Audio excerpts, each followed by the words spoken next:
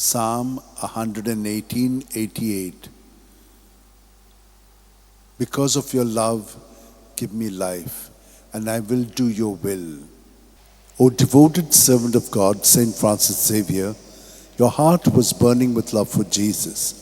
Impelled by this love, you went from country to country and spent yourself unto death, proclaiming the name of Jesus and the good news of salvation. That is why the Father filled you with glory in heaven and preserved your body from corruption here on earth. Filled with joy for these unique gifts, we join you in praising the Father, and now we ask your intercession for ourselves. You may pray for whatever you want through the intercession of Saint Francis Xavier.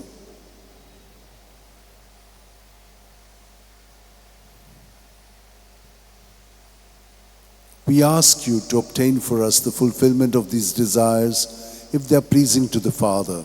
And for everything, together with you, we praise the Father through Jesus in the Spirit. Amen. And may Almighty God bless us, the Father, and the Son, and the Holy Spirit. Amen.